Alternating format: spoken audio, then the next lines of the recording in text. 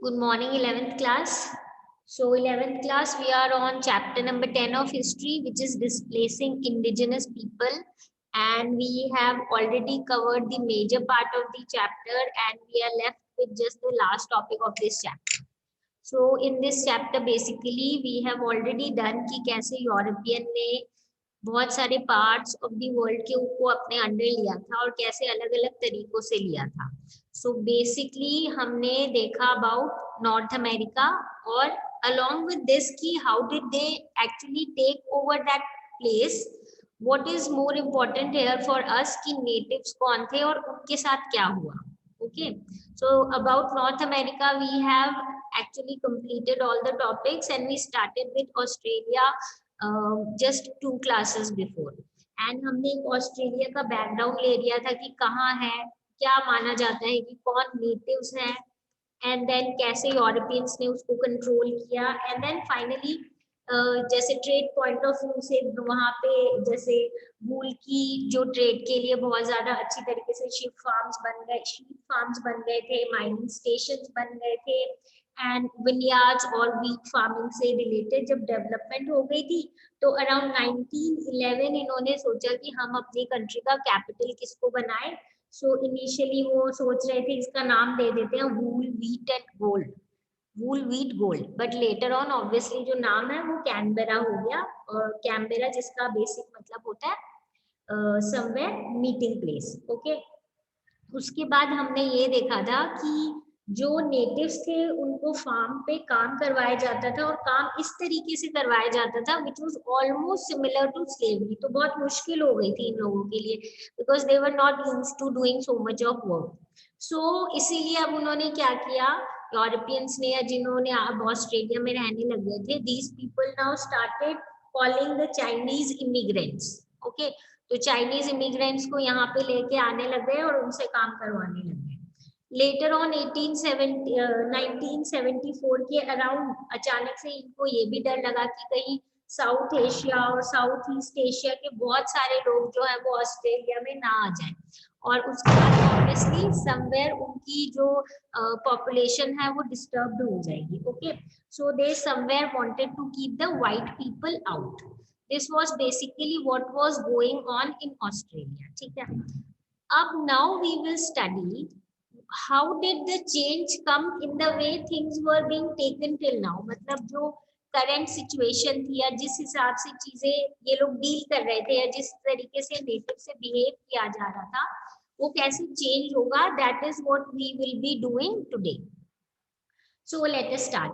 अब क्या हुआ, around 1968 there was a lecture by one of the anthropologist. जो मतलब एंथ्रोपोलॉजी हमने पहले भी पढ़ा था. एंथ्रोपोलॉजी बेसिकली ह्यूमन बिहेवियर से रिलेटेड जो काम करते हैं, ठीक है, और human evolution, human change, somewhere scientific study होती है. ठीक है, एंथ्रोपोलॉजी. तो एक अपने स्कॉलर थे इसी फील्ड के, he delivered a lecture and his name was W.E.H. Tanner. अब ये जो थे ना, इनकी जो वो लेक्चर था ना, उससे somewhere all the people around somewhere thought कि मतलब something actually stunned them, मतलब shocking या ऐसा हो गया था. उनकी conscious कहीं ना कहीं was shaken up by whatever he delivered in that lecture. ठीक है, तो अब क्या हुआ, what did actually he say, ऐसा क्या था उसमें that people actually started thinking, and हम देखेंगे thinking in favor of natives. अब बेसिकली इन्होंने क्या किया था, इनकी जो वो टाइटल था वो था द ग्रेट ऑस्ट्रेलियन साइलेंस. ठीक है, और इसमें इन्होंने बताया क्या था, basically silence of historians about these native या अबोरिजिन्स जो हैं इनके बारे में क्या था.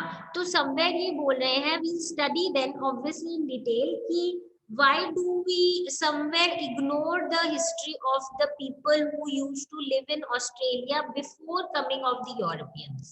Okay, so from 1970s हम देखेंगे as was happening in North America, there was eagerness to understand the natives, but not basically because of the kind of जो anthropology से related जो studies हो रही थी वो वाली नहीं, but also as communities with distinct culture. यानी ये जो लोग हैं इनका भी एक अलग culture है, अलग तरीका है ऑफ अंडरस्टैंडिंग नेचर, क्लाइमेट, ये कम्युनिटी में कैसे रहते हैं, इनकी सोशल लाइफ कैसी है, ओके, इनकी कितनी वैरायटी ऑफ स्टोरीज है, इनमें क्राफ्ट आइटम इनके मतलब कैसे डिफरेंट होते हैं, कैसे यूनिक होते हैं, what are the kind of paintings that these people do, carving skills कैसी है, इन सबको भी हमें क्या करना चाहिए, समझना चाहिए, ठीक है। सो वही ये बोल रहे हैं कि somewhere now people had a kind of eagerness to know more about these people, ठीक है, not only in terms of anthropology, इसका मतलब क्या है कि एज आई सेड कि relating to the study of human behaviour, सिर्फ वो नहीं बट कल्चरल जो पर्सपेक्टिव है उसकी तरफ भी ये लोग क्या कर रहे थे, बहुत ज्यादा फोकस कर रहे थे। So that is what they wanted to know about the nature of community, the kind of stories, the kind of craft item in which they are very good at. So as we see कि जो anthropology है उसके साथ साथ दूसरे उनके aspects जो है, जो हम कल्चरल एस्पेक्ट और उनके यूनिक जो उनके नेटिव में है उसको समझने की कोशिश कर रहे थे, और इस टाइम पे एक तरीके से ईगरनेस आ गई थी for people to understand these things, and also they had a kind of respect for these things. Up underlined it was the urgent question which Henry Reynolds, ठीक है, later told in a powerful book जिसमें लिखा था why weren't we told, मतलब हमें ये चीज क्यों नहीं बताई. Now understand what are they telling. They are saying this condemned the practice of writing Australia's history as if it has begun after Captain Cook's discovery. मतलब इससे पहले क्या कोई हिस्ट्री नहीं थी क्या, वहां पे कोई नेटिव्स ही नहीं थे, क्या कोई रहता ही नहीं था. So this was basically started by the person who was now again kind of, हम बोलेंगे somewhere critical of what, critical of the kind of history that is shown to us about Australia. So यही जो है that is Henry Reynolds, इन्होंने ये question किया था, और उसके बाद से क्या हो गया, अब अगेन अलग अलग हम बोलेंगे जैसे स्टडी स्टार्ट हो गई थी basically on what, on the kind of history that the Australian natives had, ठीक है.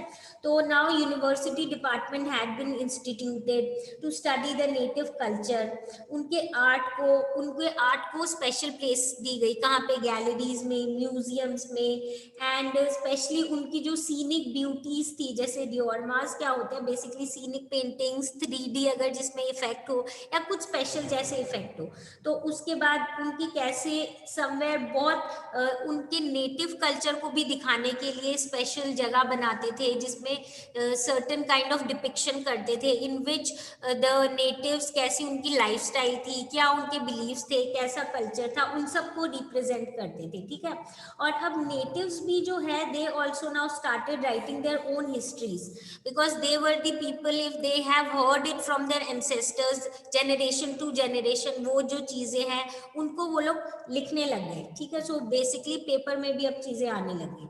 So now this has somewhere this was a very great effect that added on to it because अगर ये बहुत critical time था, अगर इस time तक ये जो नेटिव आर्ट और कल्चर है इसको इम्पोर्टेंस नहीं देते सपोज, तो ये धीरे धीरे डाई ऑफ हो जाता बिकॉज समवेयर यूरोपियन इंपॉर्टेंट हो रहे थे. तो अगर ये रियलाइजेशन नहीं आता तो धीरे धीरे जो नेटिव का कल्चर था, उनका जो भी आर्ट फॉर्म था, उनकी हिस्ट्री थी, वो धीरे धीरे टोटली इग्नोर होके समवेयर पास्ट में गुम जाती. बट बिकॉज ये एकदम समवॉट अप्रोप्रिएट टाइम था या हम बोल सकते हैं हाई टाइम था, अब ये इस टाइम जब इस चीज की रियलाइजेशन हुई तो नेटिव कल्चर जो है जो अभी तक इग्नोर हो रहा था उसको इम्पोर्टेंस मिली, और इसीलिए अब हम बोल रहे हैं that is why it was not forgotten in terms of, because at this crucial time now people were focusing on somewhere representation or keeping intact or giving importance and respect to this culture as well. अब क्या हुआ हम देखेंगे that from around 1974 के around क्या हुआ कि मतलब multiculturalism, what do we mean by multiculturalism, इसका मतलब है कि ये एक ऐसी जिसमें हर कल्चर को समवॉट इम्पोर्टेंस दी जाती है, और ऐसा सिस्टम हो गया था कहाँ पे ऐसी पॉलिसी फॉलो होने लग गई थी ऑस्ट्रेलिया में. in which basically equal respect was given to the native culture, and also basically different cultures of the immigrants as well, यानी जो बाहर से लोग आए हैं ना उनके कल्चर को भी इम्पोर्टेंस देने लग गए थे इस टाइम पीरियड तक. Okay, so now here we see some kind of change that is coming in the way the native people were also treated in Australia. So native culture को तो importance दे ही रहे थे. इसके अलावा जो immigrants हैं जो यूरोप और एशिया से आए हैं उनके कल्चर को भी, उनकी पास्ट को भी इम्पोर्टेंस दी जा रही है. तो मल्टी कल्चर्स जो हैं एक साथ मिलके रह रहे हैं और इसी चीज पे वो लोग क्या कर रहे हैं, फोकस कर रहे हैं. Okay, now there is a table given in your book, but we will study it after we complete this topic, because then it is regarding the things that we will be doing just now. अब देखो from 1970s हमें पता है ये जो term ना human rights ये बहुत कॉमन हो गई थी. जनरली यूएन, यूनाइटेड नेशंस जो है ऑल ओवर दी वर्ल्ड इस चीज पे फोकस कर रहे थे कि हमें क्या करना है, इंटरनेट मतलब ह्यूमन राइट्स पे फोकस करना है. What is human rights? Basically जो जैसे हम जिसको फंडामेंटल राइट्स बोलते हैं, इक्वालिटी, फ्रीडम, ये सारी जो चीजें हैं. तो 1970s पे इस पे बहुत ज्यादा फोकस किया जा रहा था around. Okay, now not only UNO but also other international agencies.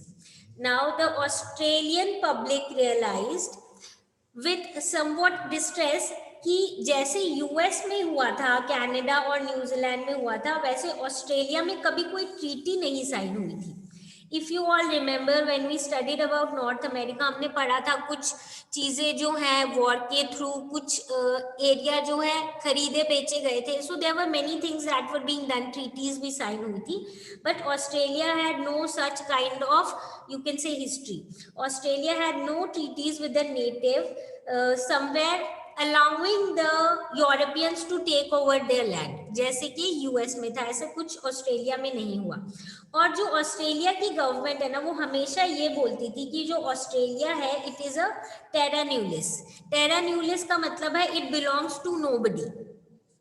They said कि किसी एक पर्टिकुलर कास्ट या एक पर्टिकुलर सेक्शन का नहीं है ये. इट इज एक्चुअली समवेयर अलग अलग लोग आते रहे और अलग अलग लोग क्या हो गए, सेटल होते रहे. तो इसीलिए it does not belong to one single group of people, it is belonging to nobody. ठीक है, अब ये इनिशियली कौन बोल रहा था, ये बोल रही थी government of Australia. But obviously उसके बाद हमें धीरे धीरे पता चला कि समवेयर हम देखेंगे अब रिकग्निशन आएगी of giving importance to the native people as well जो यहाँ पे रहते थे. बट उससे पहले अपने को एक चीज और यहाँ पे समझनी पड़ेगी, that there was a very long and very you can say saddening या डिप्रेसिंग और एगनाइजिंग, मतलब गुस्सा दिलाने वाली हिस्ट्री है किसकी, children of mix blood of native European being forcibly captured and separated from their native relatives. इसका क्या मतलब है? अब क्या हुआ, हमें पता है नेटिव्स भी रहते थे यहाँ पे और यूरोपियंस भी रहते थे. तो suppose one native and A European got married, उसके बाद जो उनके बच्चे होते थे ना उनमें बहुत ज्यादा डिस्टिंक्शन होता था. किस टाइप का डिस्टिंक्शन? जो नेटिव रिलेटिव होते थे ना उनके, उनसे उनको दूर कर देते थे. मतलब उनको सिर्फ जो वाइट यूरोपियन वाले साइड के जो उसके रिलेटिव्स होते थे ना उनसे ही उनका कांटेक्ट रहने देते थे, नेटिव से उनका कांटेक्ट ही नहीं होने देते थे. तो obviously this was somewhere problematic and you can say somewhere bad for the people who were native there. यानी उनको आप अपने बच्चों से ही अलग कर रहे हो, उनके रिलेटिव से एकदम दूर रख रहे हो. And somewhere we should understand, अगर आप उससे दूर रख रहे हो मतलब आप नेटिव कल्चर से दूर रखने की कोशिश कर रहे हो. And you are trying that they actually understand and be the part of that white group only जो यूरोपियंस हैं. ठीक है, अब क्या हुआ, तो ऑब्वियसली इससे रिलेटेड अब एजिटेशन शुरू हो गई. Somewhere people were protesting against it. Okay, फिर बहुत सारे लोगों ने इसके अगेंस्ट क्वेश्चन किए एंड इंक्वायरीज भी हुई उसके बाद, जिसमें से दो इंपॉर्टेंट डिसीजंस जो लिए गए वो था, सबसे पहली चीज जो नेटिव्स है उनको हमें रिकग्नाइज करना पड़ेगा बिकॉज इनका इस लैंड से बहुत हिस्टोरिकल connection है, because these were the people who were initially living in this particular area.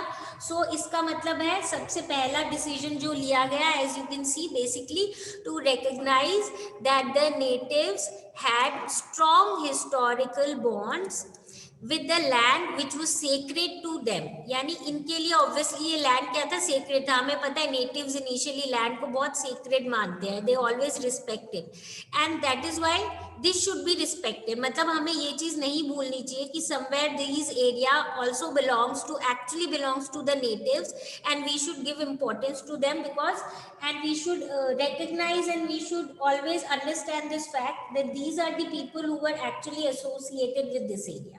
ठीक है, तो इस चीज पे ये इंपॉर्टेंट डिसीजन लिया गया कि इस चीज पे ध्यान देना. And the second is that while the past acts could not be undone, क्योंकि जो पास्ट में हो चुका उसको तो हम चेंज नहीं कर सकते हैं, बट इसके लिए एक पब्लिकली अपॉलॉजी यानी सॉरी होनी चाहिए. जो इनजस्टिस हुई है किसके साथ, वो बच्चे जिनको बेसिकली कोशिश किया गया था वाइट के अंदर रहने के लिए, मतलब वाइट पीपल का पार्ट बन के रहने के लिए, एंड और वाइट और जो कलर्ड पीपल या जो मिक्स्ड रेसेस है उनको अलग रखने का जो ये एक्ट हुआ था, इसके लिए पब्लिक अपॉलॉजी होनी चाहिए. आपको इसके लिए सॉरी करनी चाहिए, माफी मांगनी चाहिए. ओके, एंड समवेयर इसके बाद हम स्लोली एंड ग्रेजुअली बोलेंगे कि changes were coming. We can see few changes, natives को इंपॉर्टेंस मिली है, जो पास्ट में चीजें हुई है उससे रिलेटेड वो बोल रहे हैं, they are accepting that that is wrong and they are asking for apology for that also. ठीक है, now there is a box that is given. Before moving on to this box, I also want you all to have a look at the poem that is given on your page number 229. Okay, now this is a poem basically which is written by Judith Wright. वो एक Australian writer थे and he was basically champion of the rights of Australian जो अबॉरिजिन्स थे, native. She wrote many moving poems about the loss created by keeping white people and native apart. यानी इन्होंने ये बताया कि जो नेटिव पीपल है और जो वाइट पीपल है उनको अलग रख के बहुत गलत किया गया. इसी से related she has written a poem. So we'll just have a look at the poem. Katie, my sister, with a torn heart, I don't know how to thank you for your dreamtime stories of joy and grief written on paper bark. You were one of the dark children I wasn't allowed to play with. Riverbank campers, the wrong color, I could not turn you white. So it was late I met you, late I began to know. They hadn't told me the land I loved was taken out of your hands. सीधी सी बात के यहाँ पे बोल रहे हैं कि देखो, you are somebody, you are a native and we were not allowed to stay together और play together, and I was helpless because I obviously cannot change the color of your skin. So that is why I was white and you were compared native or the black, and we both were not allowed to play together. And somewhere देखो last में ये realise कर रहे हैं कि कभी मुझे ये बताया नहीं गया कि ये जो लैंड है जिसपे हम रह रहे हैं, which is a very good place, is actually the land that is taken out of your hands. मतलब आपका था पहले, उसके बाद हमने ले लिया. तो somewhere by this poem we need to understand that in Australia one positive thing was that these people were understanding and these people were somewhere realizing that the natives also should be given importance. Okay, so now there is a box that is given on your page number 230.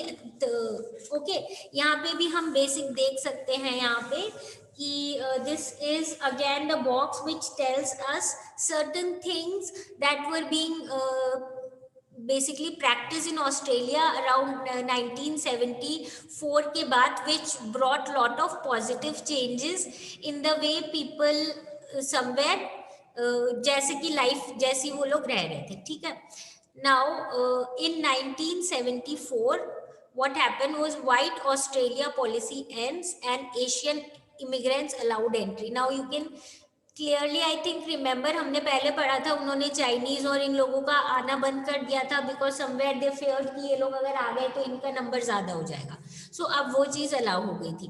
Then 1992 में Australian high court है in the Mebo case. Now this was the person who was fighting for bringing equality for the native people of Australia, ठीक है। तो इन्होंने यही बोला था, जो हम बोलते हैं ना टेरा नलियस, जिसका हमने बोला था कि Australian land belongs to nobody, ये लीगली क्या है, इनवैलिड है, क्योंकि ये किसको बिलोंग करता है, एक्चुअली नेटिव्स को। नेटिव कौन है, जो ओरिजिनली यहाँ पे रहते थे, ठीक है, बिफोर 1770। 1995 में नेशनल इंक्वायरी हुई into separation of these natives, और मे बी जो अबोरिजिनल लोग थे और टॉरेस स्ट्रेट आइलैंडर चिल्ड्रन थे फ्रॉम देयर फैमिलीज, जिनको अलग किया गया था, उनसे रिलेटेड इंक्वायरी हुई। 26 में नेशनल सॉरी डे, जो इन्होंने बोला था अपॉलॉजी मांगेंगे, 26 में they basically is remembered as the National Sorry Day as an apology for the children who were lost from 1820s to 1970s because of the action of the Australians.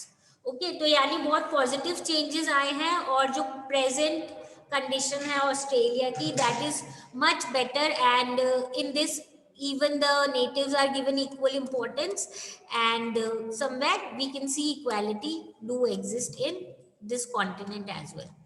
So with this we wind up this chapter, and basically हमने इस chapter में यही किया है कि Europeans ने अलग अलग एरिया पे कैसे कंट्रोल किया, नेटिव्स को कैसे अपनी जगह से हटाया, डिस्प्लेस किया, and slowly and gradually how did these native again got their importance, and what is the final situation of these countries.